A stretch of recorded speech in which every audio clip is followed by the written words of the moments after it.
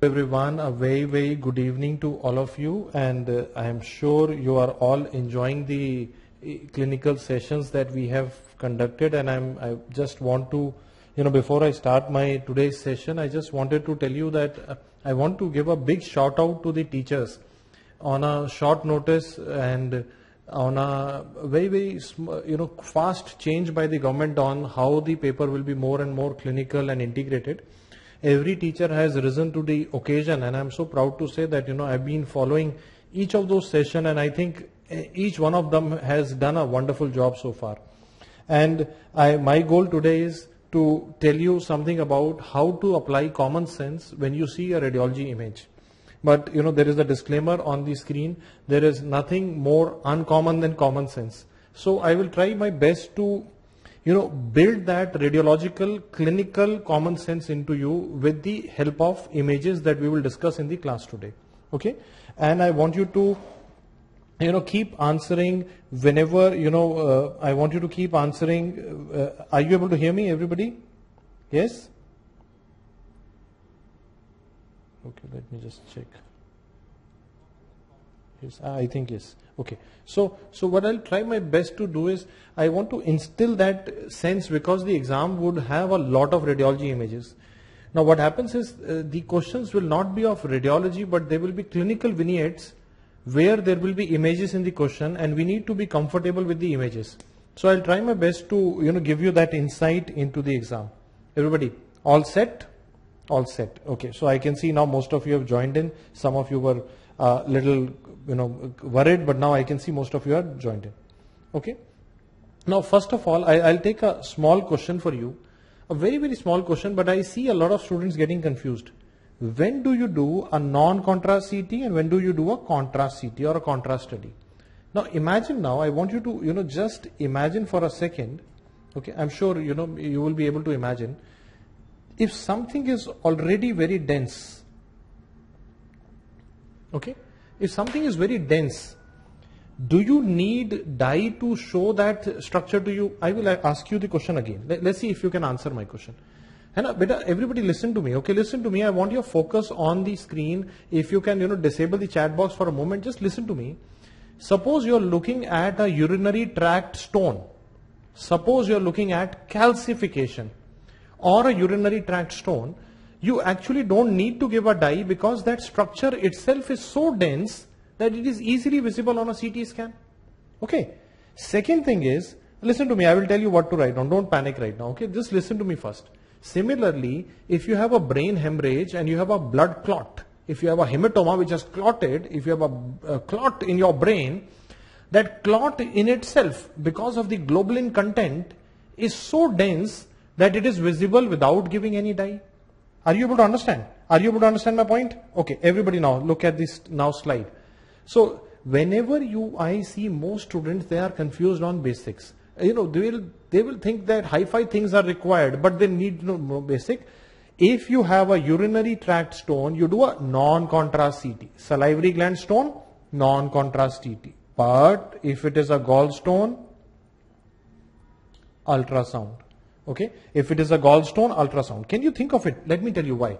Why? Because if you now go deeper into your pathology knowledge, the gallstone, the composition is very different from urinary tract. Urinary tract stones are more dense radiologically than a gallstone would be. So for gallstone, it is ultrasound. Urinary tract stone, salivary gland stone, NCCT. Calcification, NCCT. Brain hemorrhage, NCCT. Head injury, NCCT. Lung parenchyma, whenever we do HRCT for lung parenchymal disease, it is non-contrast study. Whenever I have to look for mediastinal pathology, it is contrast enhanced. Lung parenchyma, because lung itself is so black, listen to me everybody, lung itself is so black because of air, so any disease is easily visible, any honeycombing bronchiectasis is easily visible. So when I do HRCT, I do it non-contrast. Okay. And anytime we are dealing with an inflammatory or a neoplastic etiology, I will do a contrast study. I will ask you a question. Listen to me, everybody. Listen to me. बच्चे ध्यान से सुने मेरा, है ना? If you get a question in the exam, acute pancreatitis के लिए what investigation you will do? You will do a contrast NRCT. Na? Pancreatitis is inflammatory. So inflammation will lead to increased blood flow. So when I give intravenous dye, listen to me, when I give intravenous dye, the dye will go to diseases which have increased vascularity or diseases which are disrupting the blood-brain barrier. Can I repeat it for you? Now imagine now, listen to me, imagine now, suppose you have a brain tumor.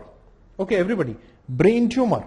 What will you do? A contrast enhanced MRI or a non-contrast MRI? You'll do a contrast enhanced study. And I also want you to remember, okay, usually for all neurological illnesses, okay, neurological illnesses, secondly, for bone marrow pathology, okay, and you can also add to look at the biliary tract,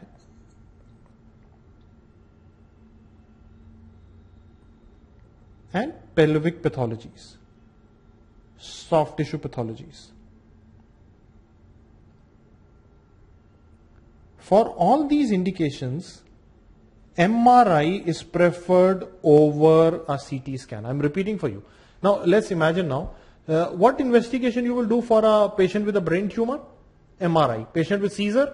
MRI. Spinal cord injury? MRI. Okay. Bone marrow edema because of osteomyelitis? MRI.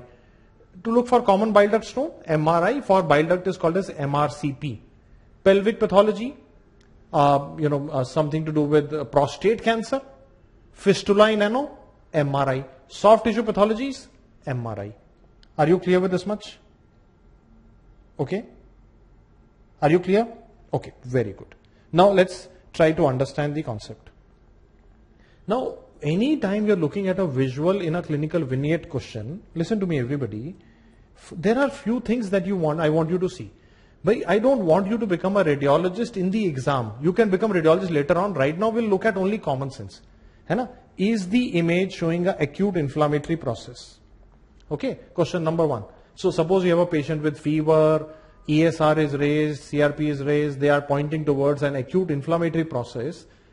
How will you know that the disease is acute inflammatory? What will you see in the organ? Anybody? Listen to me. Anybody? Tell me. Bache, socho. Any organ, if it is inflamed, what will happen? The organ will be swollen, diffusely swollen. There will be not like कि कोई एक focal protuberance नहीं होगी जो tumor में होगी. Do you understand? Tumor would have something projecting out, while inflammation will lead to swelling of the organ, diffuse swelling of the organ. Clear? And there will be evidence of hyperemia. Now let's understand.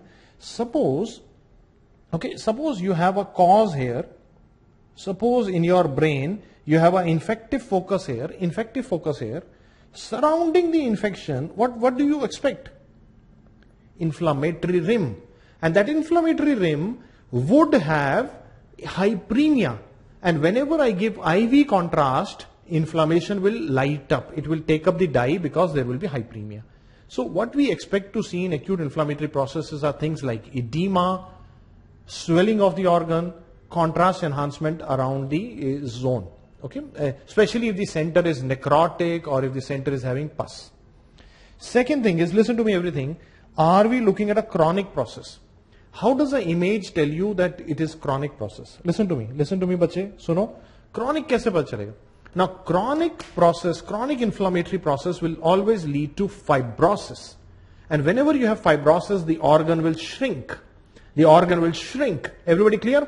Okay. And second mark of chronicity is calcium. Chronic diseases would have calcification on them. Are you clear with this? Are you clear? Okay. But not every time calcification would be chronic inflammation. I'll give you an idea. There are some tumors which will show calcification. For example, in ophthalmology, they talked about retinoblastoma. So that tumor inherently shows calcification. Okay. Or serous cyst adenoma in the pancreas would have a calcific central scar. Okay. So, but usually when we see calcium, I think of a dystrophic calcification or an old disease. Second thing to remember here is, I want you to keep this in mind, is metastatic calcification. If you have hypercalcemia because of hyperparathyroidism, you will see calcification in both the kidneys. Okay. But other than that, old chronic process would lead to shrinking of the organ. There would be some calcium deposit, telling you it's a long-standing pathology. Okay. Now, third is subacute. If the process is subacute, there will be destruction and healing happening together. Okay, so there will be some evidence of acute process, some evidence of chronic process happening together. So there will be destruction as well as healing happening together. What about a tumor? Tumor would be a space occupying lesion in that organ. It will be solid. Are you clear? It will be solid looking, so it would have vascularity. Most of the time, the tumor will take up the dye in total. It will be heterogeneous because there will be some internal areas of necrosis, but it will be solid looking. Can a tumor be cystic? Usually, if I see a lump which is cystic, I would think of benign cause. But if you see within a cyst, solid tissue, septation, thick septa, enhancement means dye is taken up, mural nodule, I start thinking of neoplasm. Are you clear with this? Are you clear? Okay. Now what about trauma? What do you expect to see in trauma? Trauma means if you have a patient with trauma, that organ will rupture. If that organ ruptures, now suppose you have spleen getting ruptured in blunt abdominal trauma. The blood will come out and the cavity, body cavity, the peritoneum would have blood that is called as hemoperitoneum. If a hollow viscous ruptures like bowel, lungs, it will lead to pneumothorax. So we are looking for, as a radiologist, and now I hope you get an idea why we do a fast. Do you understand now? If you have a blunt abdominal trauma, the first thing we do is fast to look for hemoperitoneum. Because we know indirectly, if there is blood in peritoneum, some organ must have ruptured. Okay, and that is why when we do extended fast, we also look at thoracic cavity and we look for hemothorax and pneumothorax also. Are you clear? So we are, in patients with trauma, you're looking for body, like if somebody has cardiac or a great vessel injury, you have cardiac tamponade. So you're looking for blood or air in the, usually that is the first thing that you do, blood or air in the body cavities. Okay. And remember, there could be vascular pathologies as well. Like suppose an artery ruptures because of hypertension, there are Charcot-Bouchard aneurysms in the basal ganglia and you have a hypertensive bleed. That is possible. That is a hypertensive bleed. You will have a hematoma. Or somebody has an aneurysm. That aneurysm might rupture. Or there could be things like a vascular occlusion because of either because of thrombosis or embolic process. So there would be infarct. So this is like the broad outline that we have in our mind. Am I looking at a vascular process? Am I looking at a trauma sequelae? Is there a need to do a CT further, or is there a need to do laparotomy? Am I looking at an inflammatory process, acute, chronic, neoplastic? Everybody clear? So this is what you are looking for in the image based on your question. Now imagine now, listen to me everybody, listen to me. If you have a question saying, image showing swollen pancreas, any choice which is saying chronic should not be right. Clear? If the gallbladder is swollen, any choice which is saying chronic cholecystitis, rule it out. Without looking at the question, I can rule it out now. And that is the beauty of images. If you have the common sense, you will never go wrong. But to get that common sense, we need to just, unlearn whatever you have learned so far. Whatever you have your idea about radiology and clinics, just unlearn and listen to me for some time. I will try to help you to make that concept. Okay. Now let's see now, everybody now. Now imagine now in pathology, let's see, this is how an abscess would look like. Abscess is a collection of pus. So whenever an inflammatory process is going on for a long time, there's some liquid, dead WBCs and dead bacteria inside. So you have pus inside. Okay, and there will be surrounding hyperemia. So there will be a hyperemia, that means increased vascularity rim around the abscess. So do you expect pus to take up the dye? No, pus will not take up the dye, that is dead. So only the inflammatory rim will take up the dye, and that is what we will keep in mind when we are looking at the lesions. A tumor on the other hand will be more solid. Tumor on the other hand will be more solid, and it would have those spiculated margins adherent on the surrounding organs. It will be encasing the surrounding organs. That will tell us, am I looking at a benign process or a malignant process? Okay, everybody clear? Okay. So with this background, okay, everybody listen to me now. With this background, let's look at the first image of the day. Okay, first image of the day. My question to you is, I am now telling you this is a contrast enhanced MRI of the brain. Okay, I'm sure you are all able to identify the organ already. Okay, I just want you to tell me, is this, listen to me everybody, is this an inflammatory process according to you or a neoplastic? What is your first thought process now? Everybody now answer. Is this an inflammatory process or a tumor? What is your first guess now as a clinician? MCQ छोड़ते हैं यार, अभी पहले सोचते हैं, doctor मरीज पूछ रहे हैं बेटा आपसे, बताएं, what do you think? So the first thing I think now is that there is, listen to me, there is a dark center but the dye is smooth, thin uptake of dye surrounding the disease. There is a ring enhancement.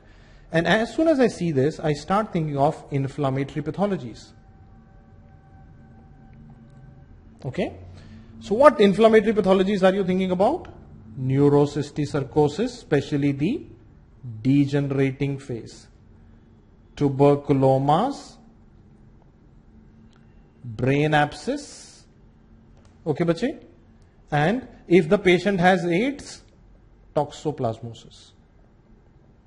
If the patient has HIV positive and with CD4 count less than 200, toxoplasma. But are you clear? The key was that you saw a ring enhancing lesion, your mind is thinking, okay, this could be something of a inflammatory etiology, and all four are infections. Okay? But do not forget, metastasis can appear both solid nodule as well as ring enhancing nodule. If you have metastasis in the brain, especially from small cell cancer of the lung, it can appear both solid as well as ring enhancing. Otherwise, whenever I see ring enhancing lesion, this is the thought process that I have in my mind. Everybody clear? Okay. So let's look at the second image and let's analyze with common sense. Okay. We are not preparing for the exam. We are preparing for the bigger exam that the patient will take. And then this exam will become shorter. Let's see now. Everybody now. Look at the disease. Look at the disease. Anybody wants to now think and tell me. Okay. Now, what my understanding is, the disease is in multifocal location. So it is not just a single disease, it is multifocal.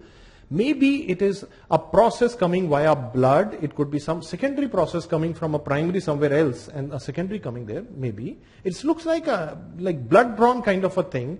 I can see it in two places. It looks inflammatory.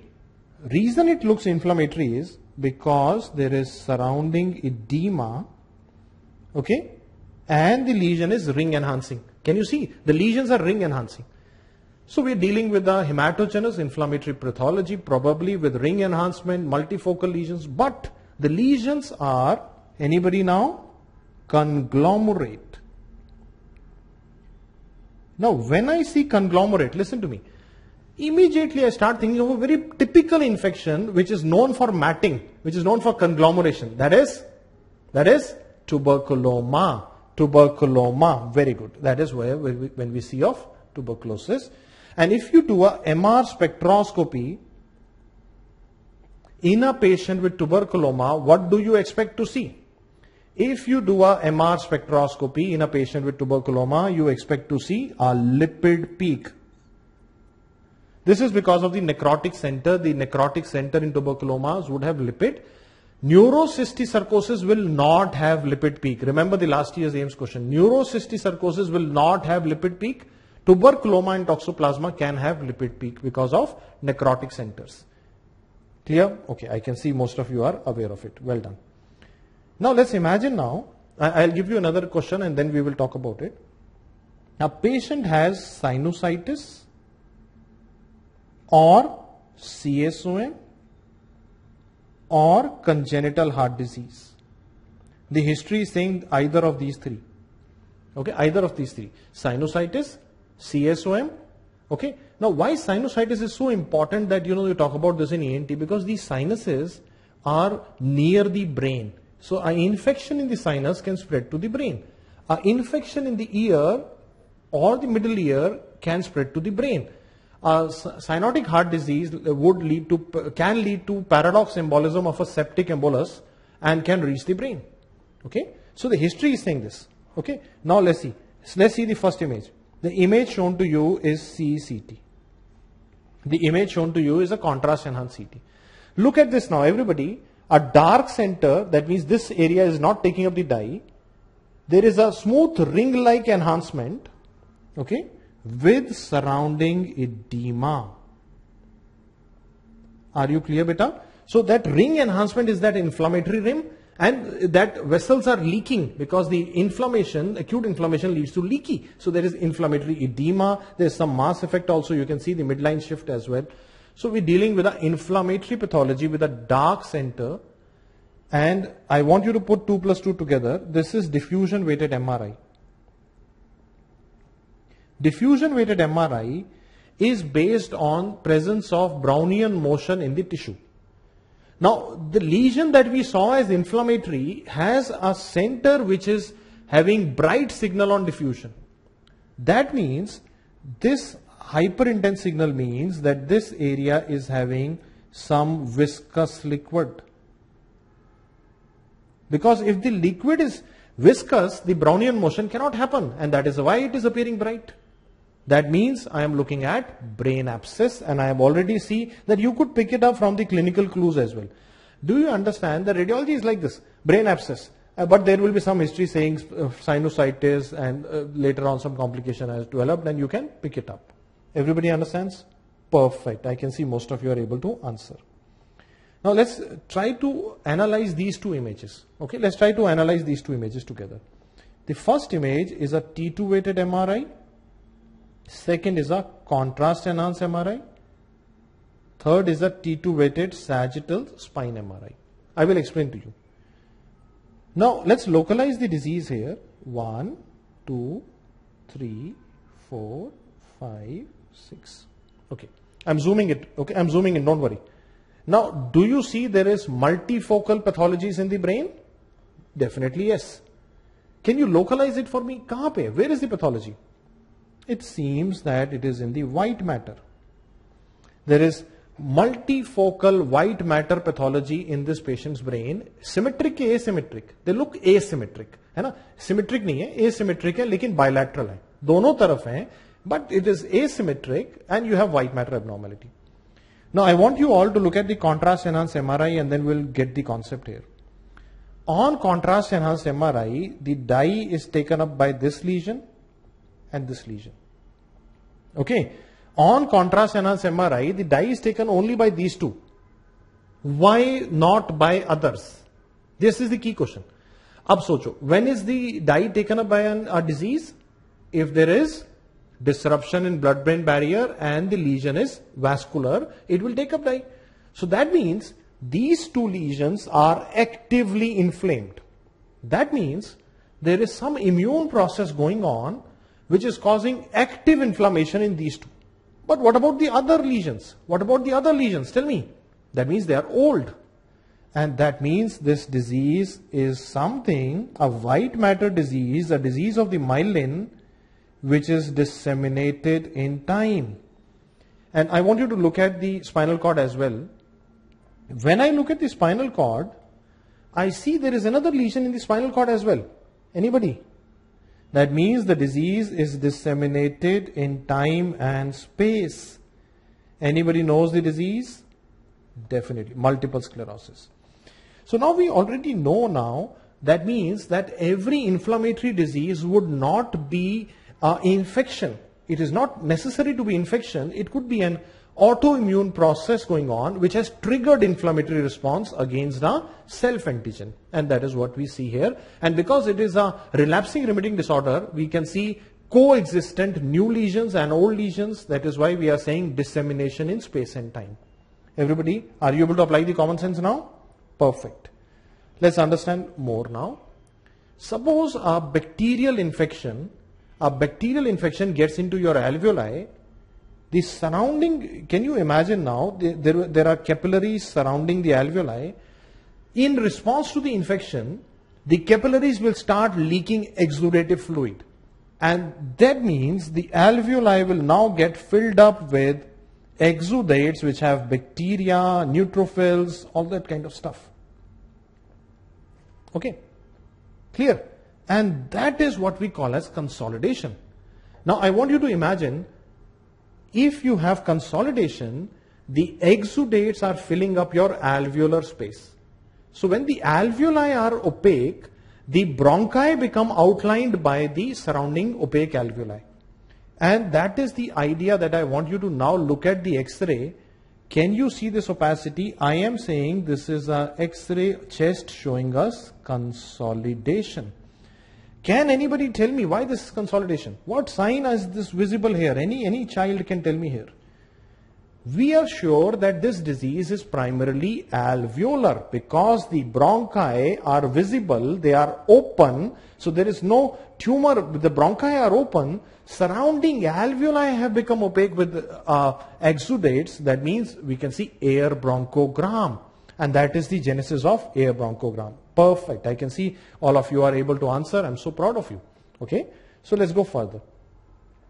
But let's imagine a disease where the wall of the alveoli, let's imagine a disease where the wall of the alveoli, okay, gets that mononuclear infiltrate. So there is some kind of an inflammatory process going on, but that is like a mononuclear kind of a process going on, which is causing thickening of the wall of the alveoli or the interstitial space. Now what will happen is, if I zoom the X-ray for you, the chest X-ray will show crisscross lines, which is called as reticular opacities, and that is what you see in things like mycoplasma, viral pneumonias, pneumocystis jirovecii pneumonia that you talked about, again a patient with AIDS, reticular perihilar shadowing in a patient with CD4 count less than 200, you talked about pneumocystis jirovecii. So that is the genesis of reticular opacities. So the difference here is, in bacterial consolidation we saw, can you see it with me? We saw that the alveolar process is happening while reticular is more interstitial process. Whenever I read the word reticular or I see reticular shadowing on the X-ray, I start thinking of something happening in the interstitium. Everybody clear? Okay. Another thing I want you to remember is, just for the sake of completion, because today if I don't show you this CT, this will not be nice. Now imagine some kind of an inflammatory process going on which is causing interstitial thickening, but the inflammatory exudates are partially filling up the alveoli also. Partially filling. If they completely fill up, they will lead to consolidation. But if the inflammatory exudates are partially filling the alveoli with some interstitial thickening, now what will happen is, you will see opacity in the CT scan, but the lung architecture will be visible through it. Can you see? You can see the vessels. There is opacity, but the vessels are still visible. This is what is called as, anybody? Ground glass opacities. Multiple, bilateral, peripheral. Okay, so remember these. Lower zone, lower lobe predominant, rounded, peripheral. Ground glass opacities are seen in COVID-19 pneumonia. What else can you see in COVID-19 pneumonia? You can have interstitial thickening superimposed on ground glass, which is called as crazy pavement appearance. And another thing that is possible in COVID is a reverse halo appearance, when the appearance becomes like a organizing pneumonia. Okay? Are you clear with this? Are you clear? So I'm sure there's nothing, we've already discussed this multiple times in multiple classes, but still, this is the must-know topic of the year. We cannot miss it. Everybody clear? Perfect. Now, let's imagine now, the lungs are black because of air. If in the lung there is any inflammatory tissue, any infection, that inflammation will make it white. Okay? That inflammation will cause some destruction in the center. So, you might have a cavity. So, this is kind of appearance would be like this. Okay, but when the inflammation becomes further, it goes on more chronic, then what happens, sometimes some dead WBCs, dead bacteria will accumulate and there will be fluid inside, pus. But when you do a chest X-ray erect, the pus will settle down, so you will see a fluid level. So this is how, when they show you a question with cough, sputum production, copious sputum production, and they show you X-ray like this, we know we are dealing with a lung abscess. And when they say, what is the drug of choice? You remember you talked about this in respiratory class also, clindamycin, lung abscess. This is how the lung abscess would look like. Perfect. I can see all of you are very well versed with the idea. I will show you some normal organ just to make sure that we understand the pathology later on. This is your liver, gallbladder, inferior vena cava, aorta, left kidney, spleen, body and tail of pancreas. Body and tail of pancreas. Everybody clear? Okay. Now once you're clear with this, I want you to look at this and tell me, now we are thinking together. Are we looking at, is there any problem in this patient's, in this emergency patient? This is liver. This is gallbladder. This is not a liver abscess. This is gallbladder. This is right kidney, left kidney, aorta, IVC. Okay? Anybody now? Anybody wants to tell me now? Let's see if you can answer. Anybody wants to tell me now? Socho? Which organ is disease? Pancreas. But is this a uniformly swollen pancreas, or, let me ask you a question, or is it only a focal enlargement? Is it a tumor or is it inflammation? Anybody? It's inflammation because the entire organ is diffusely swollen. So we know we're dealing with acute pancreatitis. Now let's see, listen to me everybody. Acute pancreatitis is of two types. There is a milder variety which is more interstitial pancreatitis, where you have more edematous pancreatitis, and one more severe kind which is more necrotizing. Now if you have necrosis in the pancreas, that necrotic tissue will not take up the dye. Do you agree? Necrosis hoga, so there will be no enhancement. Dead tissue hai na, no enhancement. So this is how necrosis will look like. Now one look at this image, you are clear, even without reading the MCQ, we are clear that okay, this is something like acute necrotizing pancreatitis visible. Any complication of pancreatitis which is visible in this patient? I want you to see this. What is this area? Anybody, what is this area? Between the liver and the kidney, you have the Morrison's pouch. So this pancreatitis is associated with ascites. And when you talk about modified CT severity index in acute pancreatitis, we include complications like ascites, pleural effusion, vascular complications in the scoring system. So we can see it here that there is ascites as well, and there is a necrotizing pancreatitis visible in the patient. Clear? Perfect. Very good. And I just wanted you to remind, if you see a fluid collection in a patient with interstitial pancreatitis less than 4 weeks, acute peripancreatic collection. More than 4 weeks, pseudocyst. Necrotizing pancreatitis less than 4 weeks, acute necrotic collection, ANC. More than 4 weeks, walled off necrosis. More than 4 weeks, walled off necrosis. Clear? No confusion? Perfect. I can see most of you are able to do it. Now let's again try to imagine and think. Let's localize the organ where there is a disease. The organ is liver. This small thing that you see here is your gallbladder. This is your right kidney, inferior vena cava, aorta. So we definitely know this is not the gallbladder, this is a disease. Now tell me, is this a tumor or an inflammatory process going on? Is this a tumor or an inflammatory process going on? So now the center is dark, that means this is liquid, this could be pus, and there is a thick enhancing rim which could be inflammatory with surrounding edema. What do you think? Liver abscess. So we saw lung abscess, we saw liver abscess, we got the basic principle, we saw brain abscess, ring enhancing, edema. We saw abscess will look like an abscess. The body part doesn't really matter. Once you get the common sense, you start winning.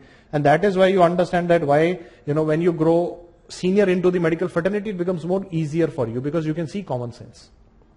Clear? Okay. Let's see one more image. Okay. Now this is a lady with burning micturition. This is a lady with burning micturition, fever, and renal anger tenderness. So if a patient with UTI has renal anger tenderness, you feel that okay, the kidney is also inflamed. Now can you think of where is the problem in this patient? Where is the problem in this patient? Liver, right kidney, left kidney. So the problem is actually in the left kidney. I want you to localize and see the size of the left kidney. What do you think? Compare it with the other kidney. God has given you 2 kidneys so that you can easily compare in the exam. Nothing to worry. Left kidney is definitely swollen. So swollen. So any choice saying chronic. Okay, bache. Any choice saying chronic. Hata do. Okay, it cannot be chronic. Like that choice. Rule out. Oh, you can get the top rank here. Okay, this is not a chronic disease. This is the acute disease. Is the kidney uniformly swollen or there is a focal mass lesion arising from it? No, the entire kidney looks swollen. So this doesn't look like a neoplasm. The history was also of infection. They said burning, micturition, fever, tenderness, pain, fever, tender. You remember inflammation. So we are looking for a choice which is saying acute. And in the end it should say itis. Okay, inflammation and itis. So we'll say acute pyelonephritis. Acute pyelonephritis. And very good, beautiful. And when you look at the pathology in the same cases, what happens in acute pyelonephritis is kidney develops areas of caseous necrosis. The kidney develops some areas of the coagulative necrosis because of vascular occlusion. Whenever you have acute pyelonephritis, the infection goes and clogs the interstitial vessels in the kidney, causes necrosis, and that is why you can see these areas in the kidney which are not taking up the dye. Can you see the wedge-shaped areas which are non-enhancing? These are infarcts. This is what is called as striated nephrogram. So do you remember this? Striated nephrogram in a lady with fever, urinary complaints, burning micturition, renal anger tenderness, swollen kidney, acute pyelonephritis. Mark it, come back, win the game. Clear? Perfect. I can see most of you are able to do this. Okay. Let's now understand where is the problem here. Let's look at the CT scan. This is a coronal cut of a CT scan. Let's try to localize the disease. This is how your mesentery should look like. Okay. The mesentery, listen to me everybody, listen to me. Let's enjoy यार. एक बार थोड़ा medicine को मजा लेके देखते हैं ना यार. छोड़ना exam कोई बात नहीं, tension मत लेना, time वाइम मत देख. Don't worry. We are not the people who are born to look at the clocks. We are the people who are born to look at patients and help them. है ना? घड़ी नहीं देखनी हमने, है ना? देखो, this is how the mesenteric fat should look like. Dark fat on a CT scan is dark, and you can see some blood vessels. Okay. Now look at this area where I have put some arrows also. Do you think this mesenteric fat in the area where I have marked arrows, is that normal? No. This area, the fat shows stranding. And for the children who are unable to understand, this is a bowel loop. So adjoining the bowel loop, the mesenteric attachment shows stranding. Fat shows stranding. These strands are nothing but increased vasa rectae. That means there is increased vascularity. Why would you have increased vascularity along the mesenteric border of a bowel? Inflammatory pathology. So I'm thinking that, okay, I'm dealing with an inflammatory bowel disease, a one which has predominant involvement on the mesenteric border of the small bowel. Any guesses? This is what is called as the COM sign, and this is what you commonly see in Crohn's disease. So remember, anytime they say COM sign or mesenteric border involvement, or if they say perianal fistulas, do not forget Crohn's disease. Okay, if they say perianal fistulas, COM sign, mesenteric border involvement, do not forget Crohn's disease, inflammatory bowel disease. But I also want you to keep in mind, it is very, very important, Crohn's disease, the involvement will be transmural, entire wall thickness will be involved. Remember, transmural. Skip involvement is possible. Any part of the bowel can be involved. Everybody gets it? Clear? Investigation of choice, CT enterography. Bowel tuberculosis, Crohn's disease, investigation of choice, CT enterography. Okay, very good. Now let's see an answer. What is the investigation? Ultrasound. What is this organ? Gallbladder. Now, I want an honest opinion from all of you. I want an honest opinion from you. Honest chahiye beta. Is this gallbladder distended or is this contracted? बेटा सोच के बताना ये is it सूजा हुआ है या contract हो गया? Anybody can give me an idea, but you tell me, है ना? This definitely looks distended. So any choice saying chronic cholecystitis, don't mark it. This is not chronic at all. This looks like an acute process. Now look at the wall of the gallbladder. Look at the wall of the gallbladder. Thickened. Now, is only one part thickened or it is uniformly thickened all around? Uniform thickening, uniform swelling, edema. It is not a tumor. Had it been tumor भाई एक wall से निकल रहा होगा, asymmetry लाएगा ना, ये पूरा सूजा हुआ है. Okay, and there is a stone which is having some acoustic shadowing. So, and there is some fluid around it. What do you think? Pericholecystic fluid, edema, distended gallbladder, stone. Sonographic Murphy's is also positive. You will say calculus acute cholecystitis. Investigation of choice, ultrasound. This is how you will answer in the exam. If they say lady has right upper quadrant pain, vomiting, comes to you in acute abdomen, what will you do? Ultrasound. What will you find? Distended gallbladder, edematous wall, probe tenderness, stone, which we see here. Clear? Perfect. I can see all of you are so smart. Okay. Now let's imagine now, I am trying to show you an image here, then I'll tell you the logic here. X-ray of hand and wrist. Okay, listen to me everybody, even if you know the answer, please listen to my thought process. X-ray of hand and wrist. As soon as I see the examiner is showing me both the hands, okay, examiner is showing me both the hands, I immediately get an idea that he is going to talk about some systemic process. कुछ systemic चल रहा है जो दोनों तरफ आ रहा है. You agree कि नहीं? कुछ systemic process है. Okay. Everybody clear? Now, let's see. Now, when I look at around the joint, in the MCP, metacarpophalangeal joint, there is periarticular osteoporosis. Periarticular osteoporosis. Okay, clear? Periarticular osteoporosis. Now, let's imagine now. Now, what happens is, if you have an inflammatory disease, listen to me, inflammatory joint disease with some immune process going on, some systemic rheumatological process going on, you would have increased vascularity, hyperemia around the joints. And whenever you have hyperemia around the joints, increased blood flow because of inflammation, if there is increased blood flow, it will lead to demineralization. Should I repeat? Any bone, if you have increased blood flow because of inflammation, it causes that osteoporosis there. It causes demineralization. Okay. So let's look at it here. We are dealing with a systemic inflammatory joint process causing periarticular osteoporosis. You already know that what we are going to talk about. But in addition to this, you also see anybody? Erosion. So there is erosion, which is again, which you commonly see in inflammatory process. One of the choices is saying osteoarthritis. And exam mein keh rahe osteoarthritis. Broadly speaking, we know osteoarthritis is a wear and tear process. Rheumatoid arthritis is an inflammatory process. Metacarpophalangeal joint and proximal interphalangeal joint are mostly involved in rheumatoid arthritis. Erosions are mostly seen in rheumatoid arthritis. Plus you have loss of joint space. Loss of joint space. So we know at both the hands we are dealing with rheumatoid arthritis. Some of you are asking, बच्चे ध्यान से देखो बेटा, some of you are asking, sir, it TB क्यों नहीं है? Tuberculosis will also lead to osteoporosis, erosion, loss of joint space. But TB usually would involve one wrist, na? If there is TB, you will have one wrist TB. ऐसा नहीं ना, दोनों तरफ symmetrically, symmetric word. Both MCP, rheumatoid, systemic process. This should not be marked as an infection. We're dealing with an inflammatory process, but more systemic. Clear? Okay? Done? Okay. Now similarly, let's imagine now, I'll show you the X-ray first. Look at these epiphyses. I'm sure by now you know the parts of the bone. This is diaphysis, metaphysis, epiphysis, epiphysis, epiphysis. Now I want you to look at this epiphysis. Don't you think this epiphysis looks large? Okay, this is the X-ray of a child. X-ray of a child, the growth plates are open.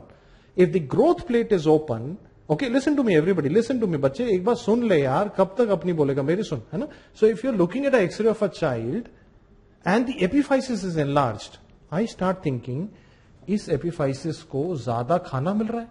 That means this epiphysis is receiving more blood supply than usual. That's why it is getting enlarged disproportionately.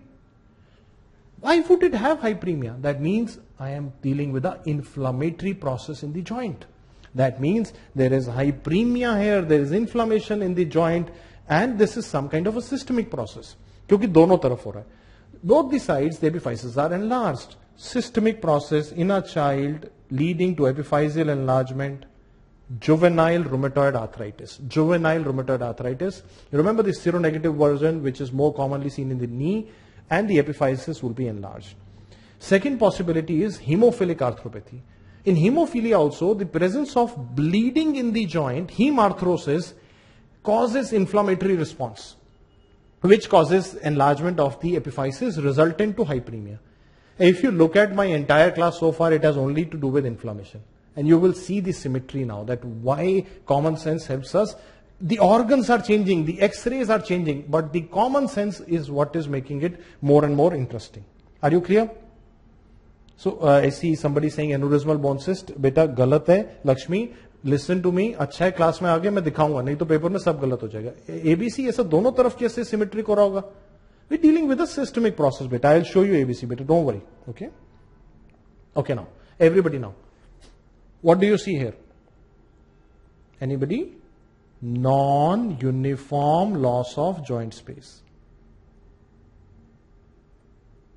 Non-uniform loss of joint space with subchondral sclerosis. The joint margins are actually sclerotic. Okay. Now, if it was an inflammatory process, listen to me, everybody listen to me. This is your fibula. This is your tibia.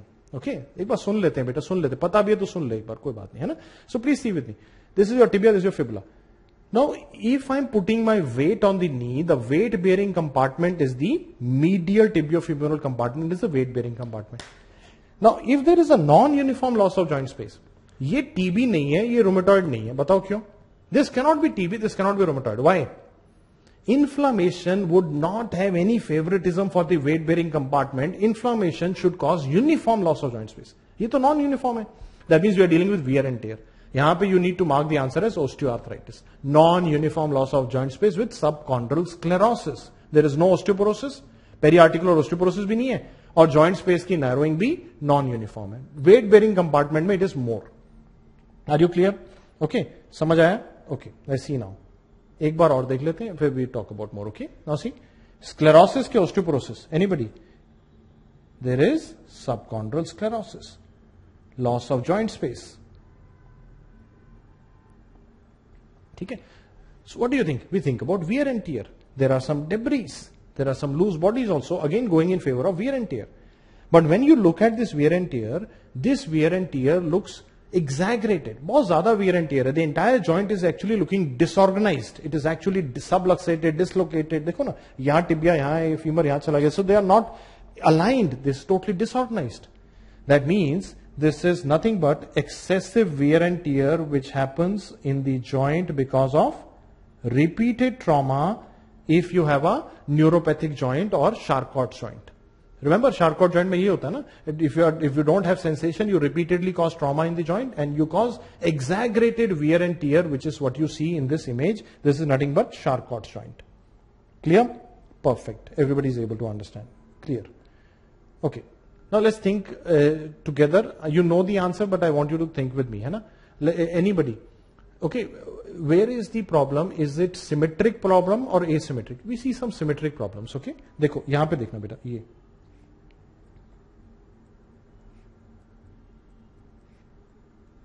देखो, अब बताओ ये कौन सा joint है? SI joint. So we see symmetric problem in the SI joint. What are these? बच्चे देखो, ये what are these? Erosions. So the iliac side of the SI joint, which is the first to be involved here, which is showing erosions and with some sclerosis also. Erosion bhi hai, sclerosis bhi hai. Now in rheumatoid, I never talked about sclerosis. I always said erosion. Here you have erosion and sclerosis both going hand in hand.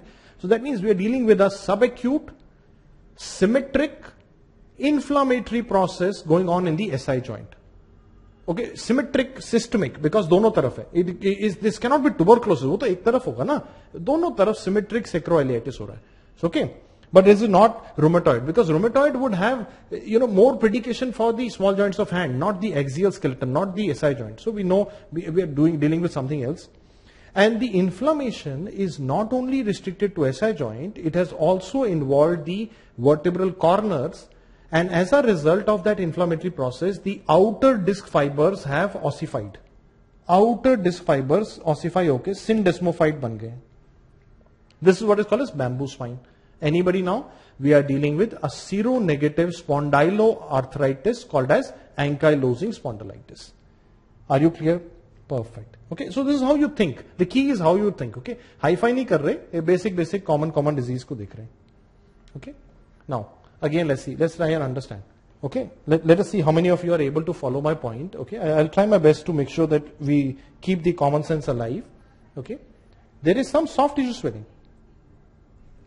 Anybody? Soft tissue swelling है ना? Okay, and there is a erosion in the bone. कौन सा joint है बेटा? This is your first metatarsophalangeal joint.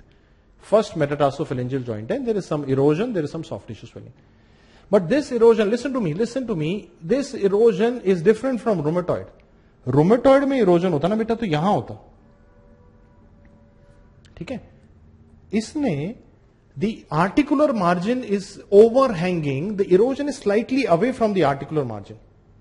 But that makes me think this is not rheumatoid arthritis. Rheumatoid तो नहीं है ये. Maybe the soft tissue swelling here must be having some hard crystals. एक बार सुन ले मेरा बच्चा, इसमें ना कुछ crystal होगा, कुछ सख्त चीज है. There is something hard here, and that hard thing is causing pressure erosion onto the surface, and that is why you see the martel sign of overhanging edges. This is what you see in gout. Everybody clear? Are you clear? So you see the overhanging articular margin. Erosion slightly away from the joint and soft tissue swelling at the first metatarsophalangeal joint. You know you're dealing with gout. I'm so happy that you all are aware of it.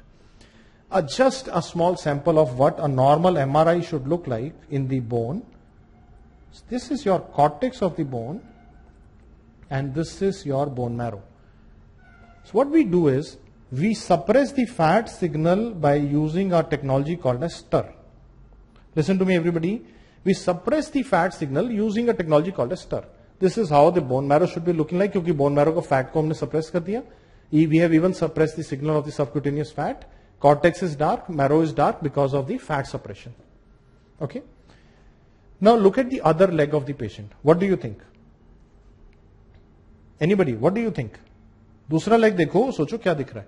When I look at the other leg, I can see the bone marrow is bright. Now listen to me and compare. If the fat has been suppressed with stir technique, फिर why is the bone marrow bright? That means the bone marrow is having edema. And that is what you see in acute osteomyelitis as early as 24 hours of onset. Are you clear now? Are you able to understand? You saw this question in orthopedics. Okay, in acute osteomyelitis, investigation of choice now is MRI because it can show bone marrow edema as early as 24 hours of onset, and this is how it would look like. Despite fat suppression, if the bone marrow remains bright, that means it should be edematous. Clear? Okay, very good. So we saw inflammation leads to edema, inflammation leads to enhancement because of hyperemia, it leads to osteoporosis, in children it leads to epiphyseal enlargement. We saw some, overview. Okay. Now I just wanted to introduce to you a lady called as Latika Chakravarti. If you have seen my videos on YouTube or my lectures, you might have met her before also. I just wanted to introduce to you to this grandmother Latika Chakravarti. Now this is an 89-year-old lady who has started an online business to make these portly bags, and she is exporting to Germany, New Zealand, everywhere. ठीक है? Everybody understands this? बच्चे समझ रहे हैं? So I hope I have answered this question that everybody is asking me. Sir, अभी शुरू कर रहा हूं, हो पाएगा? लेट तो नहीं हो गया? अब भाई इसका लेट नहीं हुआ, तेरा कैसे हो गया? Do you understand this? So it is never too late to start. The key is in the mind. The success is in mind. The failure is in mind. आधे लोग सोचे बिना गिव अप कर रहे हैं. अरे यार, you are around in your 20s. तेरे लिए कैसे लेट हो गया? She is 89-year-old and she is not saying late हो गया. Okay, everybody clear? Abhi late nahi hua, time hai, we will make it happen. Everybody clear? Yes? With me? Okay. Okay, very good. So let's go further now. So we can now see, in this, I want you to look at the pancreas and give me a comment. Okay? I want you to look at the pancreas and give me a comment. Everybody listen to me. Pancreas, shrink, yes, fibrosis, chronic calcium, old disease. So we are dealing with chronic pancreatitis. Chronic pancreatitis. Investigation of choice, MRCP with secretin. Investigation of choice for chronic pancreatitis is MRCP with secretin. But if that is not given in the choice, mark C, CT, because that is also given in the books. Best investigation for chronic pancreatitis, endoscopic ultrasound. And you remember the appearance in MRCP and ERCP both is chain of lakes, which you saw as a question previously as well. Okay. Are you clear? Are you clear? Perfect. Let's see one more. This is how the normal barium enema should look like. Okay, just absorb it. Just see it for a moment with me. This is how a normal barium enema should look like. This is colon, and this is how the diameter should be. This is how you should see incomplete folds called as Hostrae. This is how your colonic loop should look like. Okay, everybody clear? Clear? Okay, bache. Now compare this and look at this barium enema now. Anybody wants to comment on this barium enema and think and answer? Okay, bache dekho. When I look at this barium enema, the colonic loop, the diameter, compare it with the previous one, the diameter is much less. And not only the diameter is less, the Hostrae are all lost.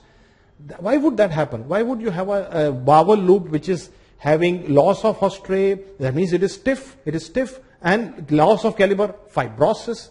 Can you give me an idea? Is this a tumor? Is this a tumor? Doctor Saab, if you mark tumor here, then everything will go wrong, beta. Tumor mein aisa nahi hoga. Tumor to ek jagah hota na. Tumor would be at one place causing that apple core appearance. Remember Dr. Tiwari, the legend showed you yesterday. Remember the narrowing with overhanging apple core edges. Remember, this is not a tumor.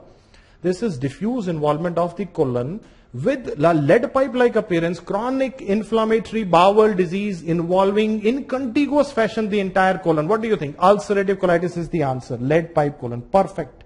You understand the thinking process. Abhi question mein clinical vignette mein whatever is written, no need to read. You know this. This is nothing else is possible. This is ulcerative colitis. Lead pipe colon. Yeah. So that is the value of images in a clinical vignette. If you understand them, they will actually reduce your work and they will improve your accuracy. Lead pipe appearance, contiguous fashion, mucosal involvement. Remember, and you talked about all those other things in your pathology class as well. Okay. I'll show you one more image just to see if any one of you can localize the problem. Hai na? Better look at this coronal CT scan and tell me which organ is diseased. Now when you look at this, I want you to look at this kidney. Hai na? What right kidney? I want you to look at the right kidney. Everybody look at the right kidney. Right kidney is shrunken. Not only the kidney is shrunken, I want you to look at the calyx. Okay, I'm zooming it. I want you to look at this calyx. The calyx is distorted and the cortex is thinned. This is what is called as scarring. This is what is called as scarring. Anybody wants to guess and tell me what would have happened? Why this has happened? Now what happens is in children, if you have UTI and if there is a problem at the uretrovesical junction and that child has vesico-ureteric reflux, infected urine goes to the kidney and causes scarring of that kidney, and then that is, you could see the cortical thinning, that is a scar, and you could see the thinning. Chronic pyelonephritis. This is what is called as chronic pyelonephritis. Anybody? Investigation of choice to look for renal scarring is technetium DMSA scan. Investigation of choice to investigation of choice of renal scarring is technetium DMSA scan. Some of you are saying, sir, ये chronic glomerulonephritis क्यों नहीं है? बेटा वो दोनों तरफ होगा. Usually chronic glomerulonephritis has a different etiology as compared to chronic pyelonephritis, which is like you remember हमने acute देखा था, ये chronic है. So you will have scarring and you will have small kidney, shrunken kidney. Okay, let's see more. Let's see more. Okay, है ना? Let's see more. Okay. Now imagine now, look at this kidney. Anybody? Look at this kidney. Anybody can pick it up? This kidney is shrunken. Not only shrunken, it is also calcified. That means this is some chronic process which is causing calcification also. This is what is called as putty kidney. Anybody? Then the answer is tuberculosis. TB kidney, investigation of choice, CT urography, and you can see the shrunken calcific kidney, putty kidney. Perfect. Very good. Okay. Now, there are some questions that many students have asked me to solve in the class. I just want you to see the two difference here. Okay, just see them. I'm sure you saw this in different classes already. I just want you to look at this area and tell me, what is this? You can see multiple air-filled spaces stacked over one another. Multiple air-filled spaces stacked over one another. This is called as honeycombing. This is what is called as honeycombing. And the bronchus, if it is dilated in that area, that is called as traction bronchiectasis. This is UIP. Okay, this is UIP. My question is this. Anybody can answer now.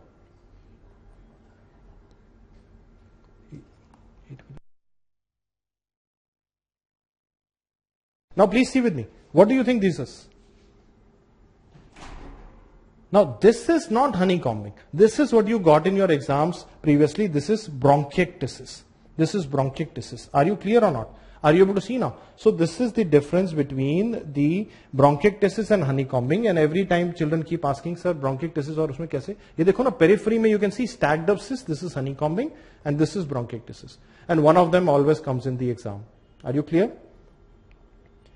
And in a patient with restrictive lung pattern, if you see ground glass opacity with subpleural sparing, anybody, what do you think? So can you see there is a normal area between the diseased area and the pleura? Can you see the normal area? This is called as subpleural sparing. This is what is called as NSIP.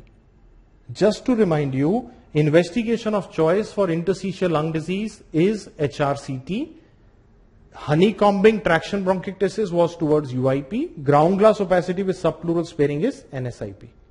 Okay, clear? Okay, perfect. Okay. Anytime you have to answer a question, if the lump is solid or cystic, investigation of choice, ultrasound. Now, my question is, why do you need to differentiate a solid from cystic? Let me imagine and give you the background again. Cyst is a fluid-filled structure with thin, imperceptible wall. Okay, so cysts are usually benign cysts. You might have a fluid collection anywhere, so that is like it creates a cyst. It's usually benign. Okay, but we have to clinically differentiate it from a tumor, which will be more solid. Okay, so the basic idea to remember is cyst should be thin-walled. There should be no uptake of the dye in the cyst wall. And their appearance should be like fluid. On ultrasound, CT, MRI, it should look like fluid. Okay, clear? Okay, very good. Everybody now see this. Now, anybody, can you pick up the disease? Yes, there is a problem in the right-sided middle cranial fossa. ठीक है? Middle cranial fossa में problem है, कैसा लग रहा है? CSF के जैसा. So there is a lesion in the middle cranial fossa looking like cyst. But can you see the wall enhancement? Can you see the wall? No, it doesn't have a wall. There is no inflammation. So that means I will call it as a cyst. Okay, there is a cyst in the middle cranial fossa. Any membrane or scolex, ऐसा कुछ दिख रहा है? No. So it doesn't look like a parasitic cyst. Looks like a congenital cyst, which is called as arachnoid cyst. Congenital cyst in the brain, mostly seen in the middle cranial fossa. CSF intensity is arachnoid cyst. Are you clear? Clear, Shubhani? Now do you understand? ये tumor नहीं है बेटा. Tumor होगा तो why it will be like CSF? Tumor should have some solid tissue. The wall should take up the dye. There should be some tumor tissue inside. This is just a plain cyst. Clear? Okay. And somebody is asking NSIP और COVID. बेटा history भी तो देखेंगे ना. अभी fever हुआ है, 2 दिन से कफ है कि 6 महीने से उसको ब्रेथलेसनेस और breathing difficulty. Do you understand जय कीर्ति भाई भट्ट और not? COVID will be saying fever and cough at 2020. NSIP they will say patient has breathlessness for last 6 months. He has a restrictive pattern on spirometry. The clinical profile will be totally different. Clear? Okay, perfect. Anybody? Now this patient has cyst in the liver. Okay, cyst in the liver. But there are 2 patients. Now tell me. Now this cyst has something inside it. Anybody? In one of them, you can see there are some daughter cysts inside. Cyst के अंदर और cyst हैं. या cyst में there is a membrane. What do you think? That means we are looking at a parasitic cyst called as hydatid. So hydatid can be unilocular, but then it is difficult to differentiate from any other cause. But if you see something inside this cyst like this, these are daughter cysts or a membrane, a floating membrane, then we call it as hydatid. Perfect? अच्छा ये देख के बताना बेटा. Okay. Now again there is fluid space, cystic space. एक है कि बहुत सारे हैं. बहुत सारे. There are multiple cysts. There is no enhancement of the wall. Wall में कोई dye का uptake नहीं है. There is multiple cysts in the brain. Anybody, I'm zooming it for you. Is the cyst clean from inside कि उसके अंदर कुछ है? Anybody? You have a scolex inside. That is telling you this is a parasitic cyst, a tapeworm. This is the classic image that they show you in the vesicular phase of NCC. This is your neurocysticercosis. Vesicular phase, the alive phase. You can see a cyst with scolex appearance.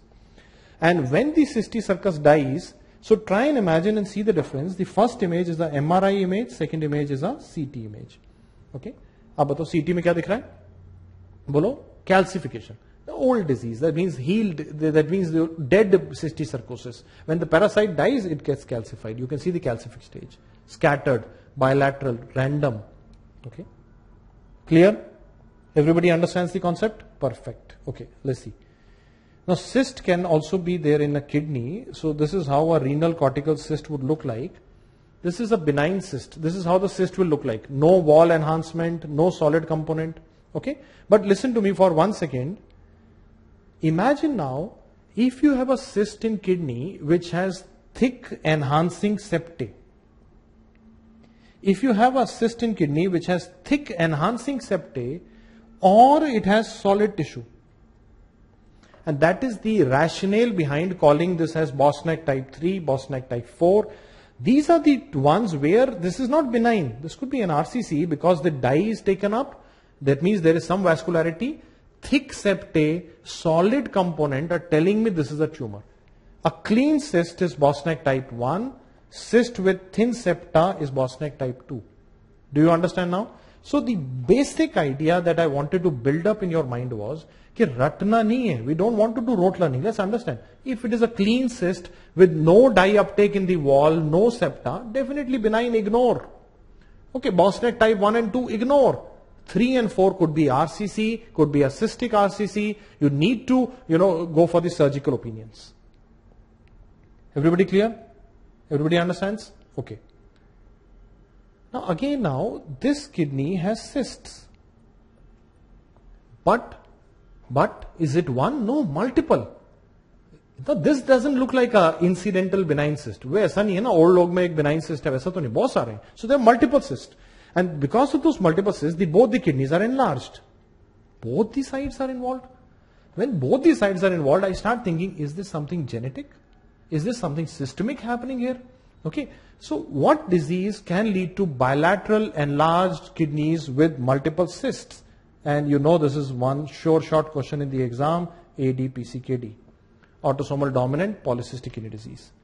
But you see my thought process, na? Ek cyst abhi dekha, so this could be a benign cortical cyst in an old man, nothing to do, ignore. But this is not a benign cyst, this looks like an enlarged kidney. Both the sides are involved with multiple cysts. Clear? Okay, very good. And similarly, like even in your gynae obs, you saw this is your uterus on ultrasound. Okay, I'm labeling it if you don't know, don't worry. Bladder, uterus, cyst. Okay. Now look at this cyst. This is an adnexal cyst. This is bladder, this is uterus, this is cyst. Can you see the bright area behind it? The cyst is anechoic and there is acoustic enhancement. This is typical appearance of a benign cyst. You see, benign ovarian cysts are very common. You'll just say that I will review this patient again with a different phase in the next cycle. I'll try to review her. This is a benign cyst. Everybody clear? But now compare this patient with this. Now can you see this is not benign. You have thick septation. Can you see thick septa, solid tissue, thick septation, solid tissue, internal vascularity. If you do a Doppler, all these are pointing towards a tumor. And that is what they keep telling in different subjects. कि भाई cyst में septa है, solid tissue है, वैस्कुलैरिटी है, तो भैया benign नहीं है. You understand this or not? लेकिन कभी उसको समझ लोगे तो कभी भूलोगे नहीं. This nothing to mug up. If it is a clean cyst are usually benign. That is what you were learning in your clinics as well. Solid tissue, thick septations, malignancy. Clear? Okay. Let's see. Again, something looking like a adnexal cyst, but this dark area is fat. It is similar to the subcutaneous fat, and there is a calcium-like structure. Any time in pelvis, this is pelvis, you understand, this is sacrum, This is ileum. This is not your chest. Clear? This is pelvis. You can easily see pelvic bones, sacrum. In pelvis, in a female, if you see a lesion, a cystic lesion which has fat and calcium, calcium could be tooth-like calcium, tooth-like calcification, fat, call it as dermoid. Fat, calcium, call it as dermoid. I can see Dr. Deepthi is already happy to, see that I'm talking about Rokitansky protuberance. Yes? Yes, great. And do not forget, there is one more benign cyst that happens in the CP angle in the brain, which is bright on diffusion weighted MRI. Anybody? Which cystic lesion is commonly seen in the brain at the CP angle? For those of you who are coming to DAMS for the first time, might be getting a little confused. Don't worry, we are here for you. This is cerebellum, this is pons. So a cyst which is bright on diffusion is a epidermoid cyst. Most common location, CP angle, epidermoid cyst. Remember, cystic lesion, non-enhancing at the CP angle is epidermoid cyst. Clear? Okay. But even you can have cysts in the bone. है ना? Cyst अभी kidney में भी देखा, मैंने polycystic में भी दिखाया, ovary में भी दिखाया, but cyst can be there in the bone. If you see a cyst in the, this is your epiphysis, this is your metaphysis. If you see a non-expansile, listen to me everybody, this will be there in your exam, बच्चे गलत नहीं करना, ठीक है? If you see a non-expansile, centrally located cyst in a child with a pathological fracture looking like a fallen leaf, please mark it as simple bone cyst or unicameral bone cyst. Are you clear? देख पा रहे हैं? Metaphysis के अंदर, it is in the center, it is not expanding, and there is a pathological fracture, but the fragment is seen inside like a fallen leaf. This is simple bone cyst. Everybody clear? So इसमें cyst मतलब पानी है. Okay, cyst, it has fluid. But there is another cyst possible in child in metaphysis, and I want that child who was getting confused earlier to write and tell me if he's understood now. बच्चे सुनो मेरे साथ. There is another cyst possible in the bone in the metaphysis of the child below the growth plate, subphyseal होती है, which has vascular spaces. Now imagine now, if you have vascular spaces, they will pulsate. And when they pulsate, the tumor will be, the lesion, the cyst will be expansile. Now see the difference here. See this is your epiphysis, this is your metaphysis, diaphysis. What do you see here? Expansile subphyseal lesion in the metaphysis of a child. मैं zoom कर रहा हूं, देखो, growth plate है, growth plate को बोलते हैं physis. Subphyseal, it is below the physis, expansile lesion, and this is what you call as aneurysmal bone cyst. Now it is simple common sense to understand. Simple bone cyst में पानी था, so that is why it is not expanding, it is not pulsating. Aneurysmal bone cyst में you have blood spaces, so they will be pulsating and creating a expansile lesion. Clear? Clear? Okay. But don't get confused in the exam if they show you an adult skeleton, a mature skeleton with a subarticular soap bubble like lesion. What do you think this is? In the epiphysis of the bone. Any idea? That is what is called as GCT. Now giant cell tumor is not a cyst. Now please correct and understand, this is not a cyst, this is a tumor. The previous two were cystic lesions, one with water, one with blood spaces. This is a tumor, a benign tumor which can be locally aggressive, GCT. Clear? Giant cell tumor, osteoclastoma. Epiphyseal, soap bubble like lesion in the adult. इन तीन में से ना एक exam में आना ही आना है, ये तो हर बार आता है. You can't miss out on them. If you do them wrong, then don't tell me कि सर आपने must know में नहीं बताया. तो आना है ना? Clear? Okay. Just one more cyst here, just before we go to another part of the. I'll be finishing. Don't worry. Just I just want to cover some ground. Don't worry. Hai? This is your tentorium. Below the tentorium you have cerebellum. Okay. Below the tentorium you have the cerebellum. In the cerebellum you have a cystic lesion. Okay. In the cerebellum in this patient you have a cystic lesion. Anybody, is this a benign cyst or a tumor? Is this a benign cyst or a tumor? Socho. What is this? There is a mural nodule taking up the dye. The cyst wall is not enhancing, but there is a mural nodule. That means there is a tumor which is vascular, which is taking up the dye. This is what you see in hemangioblastomas. Cyst wall which is not enhancing, a mural nodule which is enhancing, and the association with Von Hippel-Lindau syndrome, where you also have clear cell RCCs associated. Okay? Everybody clear? Understood? Hemangioblastoma. So do you understand why this is not a high rated? Because there is a mural nodule, a tumorous nodule, which is made of a blood vessel, because this is hemangioblastoma. Okay. Clear? Okay, everybody now. I also want you to just remember, you will keep having these questions. Will I win this time? Am I good enough? I am telling you, you are good enough. Please start imagining your victory speech. Word by word, imagine what would you say when you are with me in this studio giving an interview. Okay? Just start imagining that. Day you are able to imagine it, more you will be able to see and get the answer. Now, let's see some. Okay, let's see more. Okay, anybody now? Contrast enhanced MRI? Contrast enhanced MRI? Anybody now? Anybody wants to answer? Okay, tumor or a cyst? Tumor. Where is the tumor? Based on the meninges. It is a meningeal tumor with dural tail appearance. This is how a meningioma would look like. Everybody clear?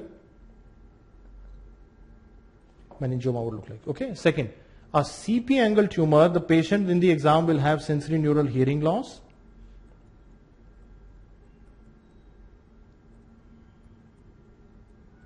What do you see here? A tumor at the CP angle with an ice cream cone like extension. I posted it on my Instagram also today. Going into the interauditory canal. This is your vestibular schwannoma.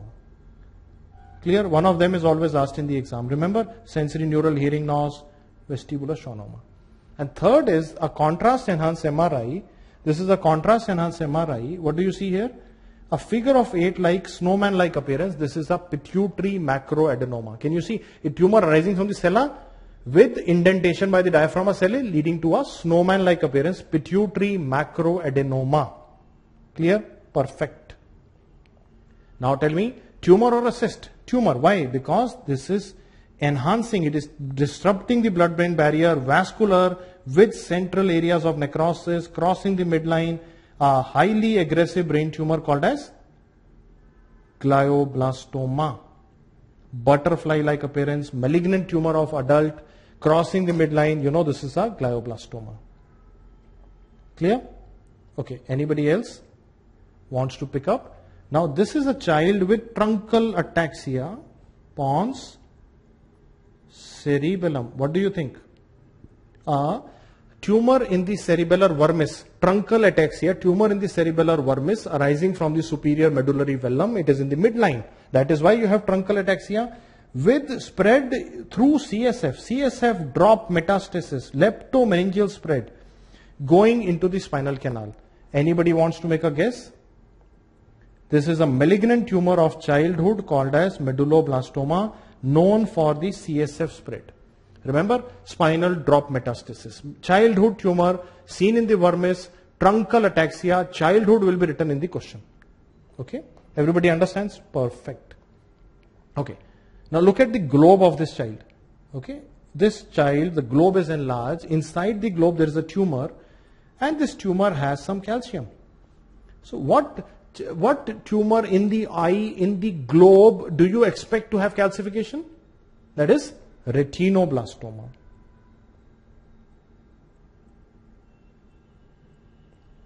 Okay.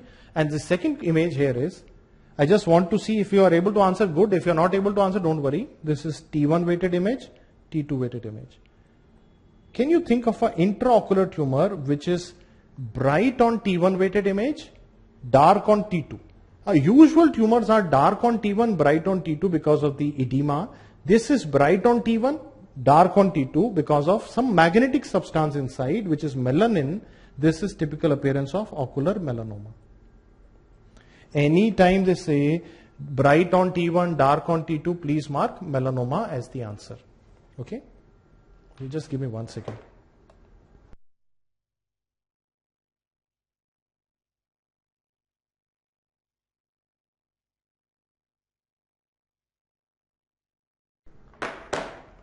Okay, hello.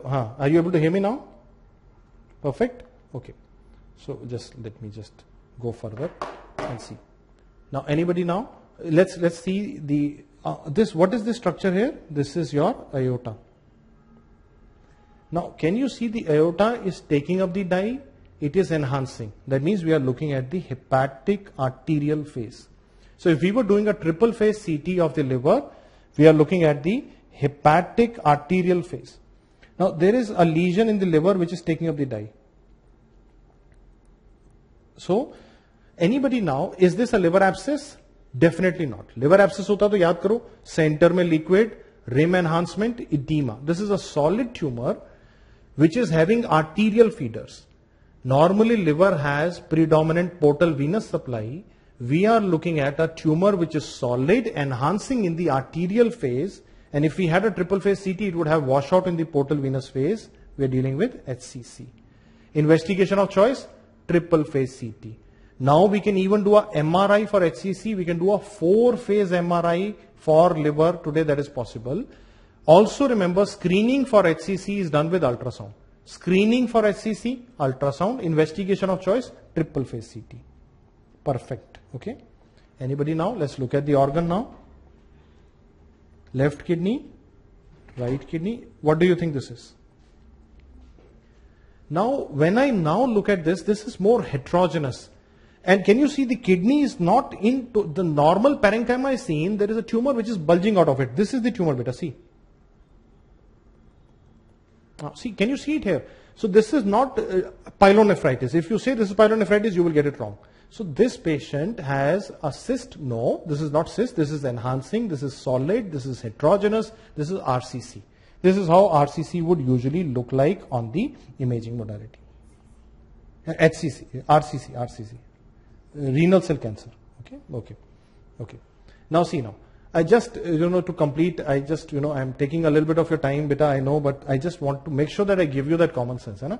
Look at this now. This child has a metaphyseal lesion with osteoblastic activity. Can you see? This is very dense. Dekho, bone ko dekho. It's very white. It is a osteoid producing tumor. Is the tumor, listen to me, everybody listen to me. Is the tumor located within the bone or is it coming out? It is definitely coming out on both sides. It is stretching and depositing osteoid along the Sharpie's fibers and leading to a divergent sun ray like appearance. We are dealing with osteosarcoma. This is not a GCT. This is not a cyst. Do you agree? Yes, sarcoma hai. Yes, cyst twist nahi hai. Sarcoma hai, which is producing osteoid. That is why it is radiodense. Metaphyseal location. Sun ray appearance along the Sharpie's fibers. You remember, sun ray appearance is a type of periosteal reaction along the Sharpie's fiber. Ab ye batao beta. Anybody? Now, there is some disease in this bone. This is definitely coming out of the bone. Now, this disease is coming out of the bone and it is having alternate fast and slow phases. So that is why we are having this lamellar, onion peel-like appearance. Any idea? Ewing sarcoma. Definitely understand now. So we are seeing two sarcoma. Osteosarcoma, Ewing sarcoma. Just one question before we go forward. Adult pelvis tumor arising from the iliac bone going into the soft tissue with this popcorn-like calcification, popcorn, arcs and rings. This is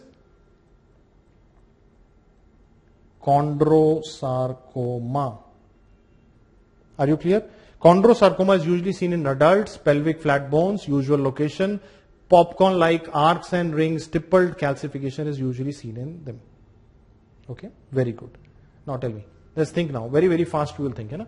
Disease, lung. Okay, one lung, both the lungs. Okay, upper lobe, lower lobe. Both them, but more in the lower lobe. You can see larger lesions in the lower lobe because lower lobe has more blood flow. Hematogenous spread of a disease. Is this a benign disease? No, it doesn't look like pneumonia. Look like cannonballs. So this is lung metastasis. This is what is called as cannonball appearance that you see in lung metastasis. Very good, everybody. But do not forget, metastasis can also go to the bone. But again, see, random. Can you see it with me, beta? Random. Both hematogenous spread would always involve both the sides, randomly distributed. This is how metastasis from prostate cancer looks like, osteoblastic secondaries. But do not forget, metastasis can also go to the liver, especially from colorectal cancers. Again, both the lobes are involved, hematogenous, randomly scattered tumor in both the lobes of the liver. This is liver metastasis, typically seen from colorectal cancer. And these metastases are hypovascular, so they are darker than rest of the liver parenchyma. Okay, and one more. Okay, just one more. nodular lesions, both the hemispheres, hematogenous process, cerebral metastasis. Always keep in mind lung cancer, small cell lung cancers, where we also have a role for prophylactic cranial radiotherapy. This is how metastasis would look like. I will just, show you what I have shown you here. The entire of this page had only metastasis. Lung, bone, liver, brain. Lung, bone, liver, brain. Okay. Some usual Aunt Minnie, some usual questions which are very, very often asked. Can anybody pick it up? This is your pleural line. This is your trachea, mediastinum pushed to the other side. Anybody? This is how pneumothorax would look like on a chest X-ray. You talked about this yesterday in surgery also. Remember, fifth intercostal space, you put the wide bore needle followed by the ICD. This is how a pneumothorax would look like. You cannot do pneumothorax wrong, है ना? ऐसा ना हो कि common sense करते करते. Remember, trauma हुआ, lung से, hollow viscous से air बाहर आ गई. So you have pneumothorax. Okay? Anybody now? Supine film. Why is the CP angle so deep? This is what is called as deep sulcus sign of pneumothorax. Deep sulcus sign of pneumothorax. Can you see the asymmetry? This is what happens if you do a supine X-ray, ICU plate, and if you have pneumothorax, sometimes you pick it up as a deep CP sulcus. Okay. A patient with blunt abdominal trauma, road traffic accident. This is your liver. This is your right kidney. What is this?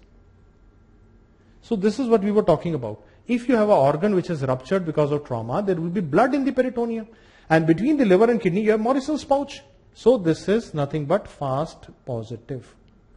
First step in a patient with blunt abdominal trauma is fast. In extended fast, we also look at the thoracic cavity.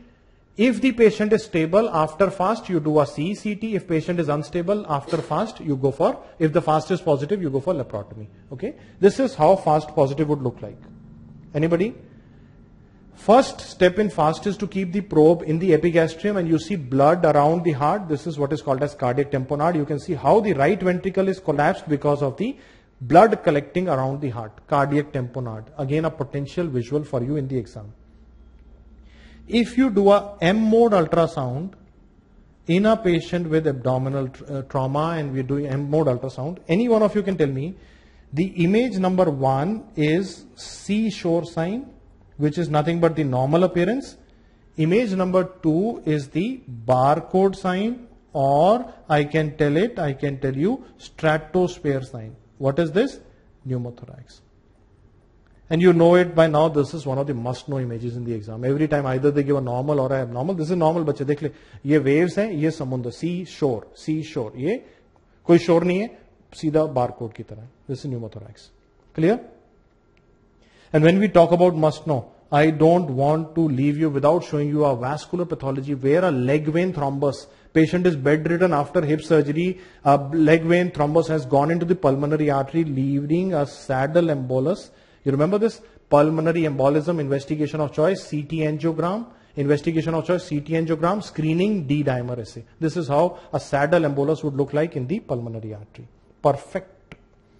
A patient with excruciating chest pain radiating from top to bottom in the interspacular area. What do you think we're dealing with? What? 2 lumens in the ascending aorta.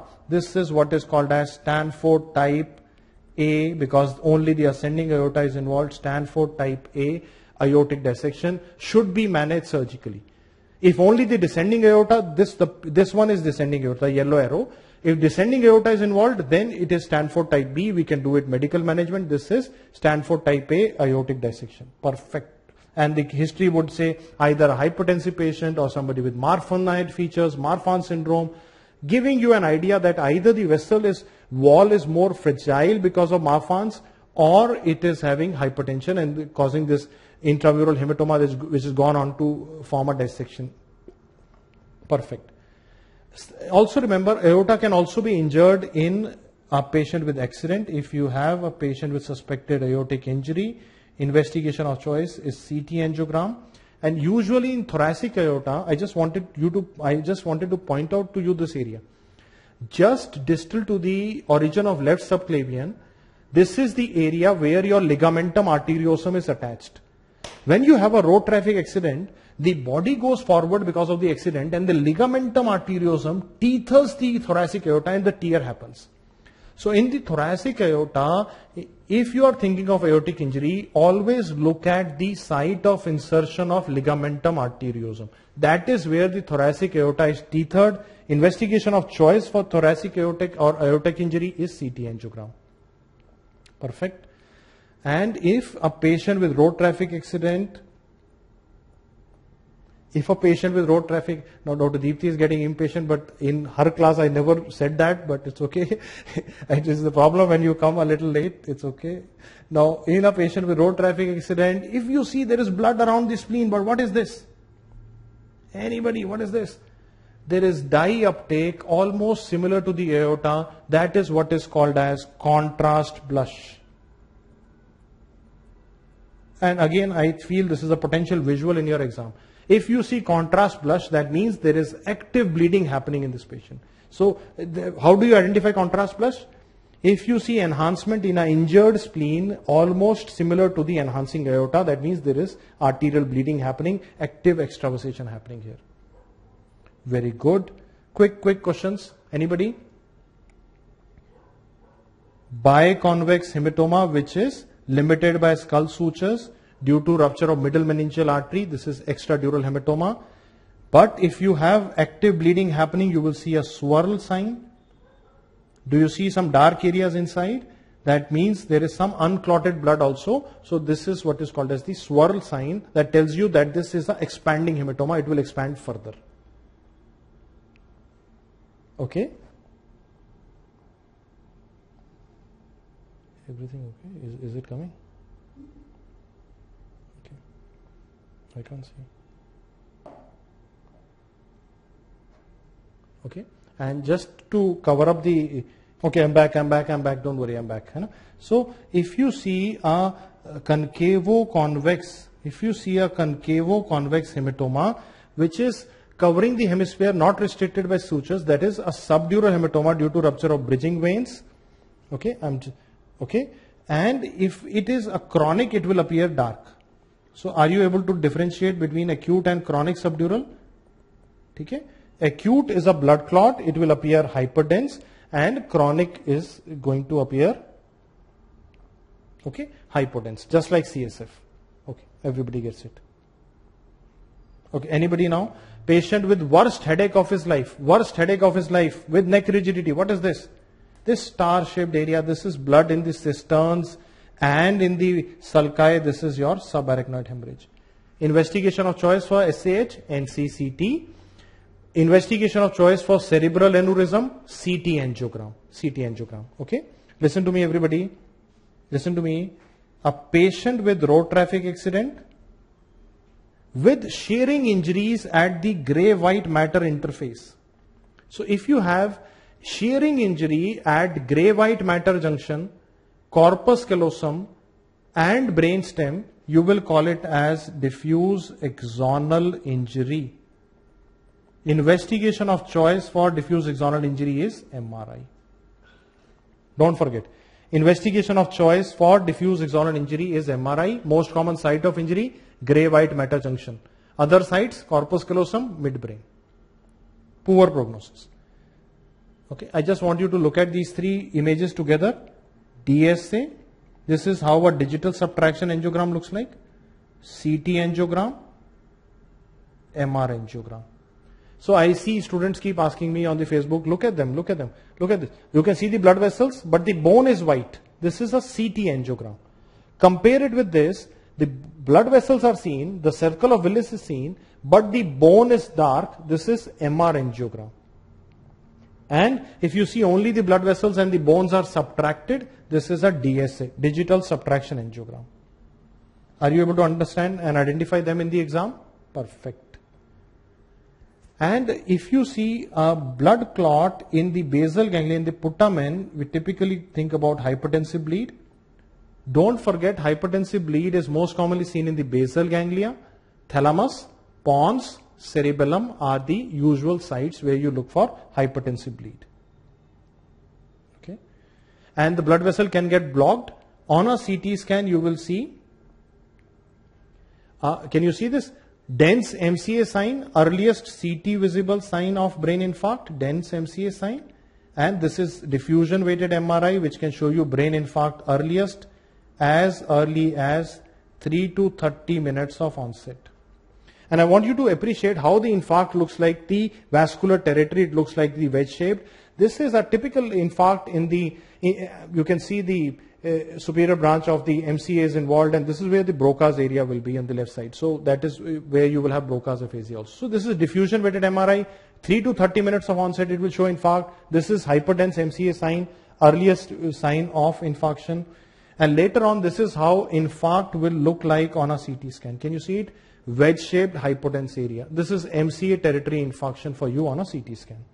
So infarct और hemorrhage exam में आना ही आना है, उसको पहचान लेना, उसको गलत मत करके आ जाना, है ना, must know. And don't forget, infarct can also be venous. If you see dense superior sagittal sinus on NCCT, we call it delta sign on NCCT, which is a sign of cerebral venous thrombosis. Okay, but do not get confused. If they say empty delta sign, that is a contrast enhanced CT sign of cerebral venous thrombosis. History will typically say dehydration or a pregnant lady, or hypercoagulable state will be mentioned. Okay, and don't forget the good old, anybody, pneumoperitoneum, gas under the diaphragm. They might create a clinical question on it. What will you do now? What is the next step and all that? You have discussed that in surgery, but don't forget to look below the diaphragm on a chest X-ray. Pneumoperitoneum, best X-ray for pneumoperitoneum is chest X-ray erect. Okay, no confusion in that. And when you look for pneumoperitoneum on a CT scan, you see it rising up. So you are supine, so you see the pneumoperitoneum below the anterior abdominal wall. Are you clear with this? So I've given you the more and more must know topics.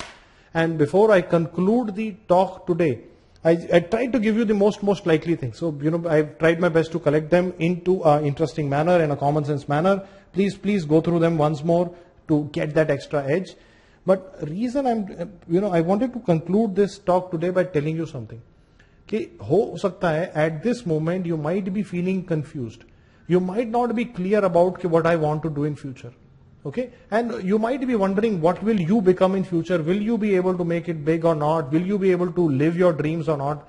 I am telling you that at this moment you need to use your gut feeling, your karma, whatever to take the leap of faith and go forward with all your enthusiasm and work hard. I am telling you, after a few years, 10 years, 20 years back, whenever you will look back, you will be proud of what you did in these days. You will be proud of what you did in this 1 month, because you did so well, and that the benefit of the hard work that you put in this month, you will reap for the later on entire life. When you will look back, the dots will appear connected. You will know the rationale. You will know the bigger plan that the God Almighty has. But at this moment, I want you to stop doing that if and but. Okay, I am taking the final plunge here before I go. I keep seeing students, children who seem saying, sir, if I study, will I get? So are you doing a bargain with God or what? Sir, if I study, will I win? If you guarantee I will win, I will study. There is no guarantee in real life. It is like you need to move forward with your gut feeling, with your feeling that this is what I want to become. Okay, you need to go forward with faith. If I did not start DAMS 21 years back, we would not have been at 250 centers. तो शुरू तो करना पड़ेगा ना, वो तेरा शुरुआत आज है. I want you to do that beginning today. And I am telling you, trust me, years later when you look back at today, you will look back with a smile at your face, because you will see the dots connected. You will know why you were working hard in this month, because सब कुछ जुड़ जाएगा बाद में. I wish you all the best. It was a pleasure to teach you all. God bless you.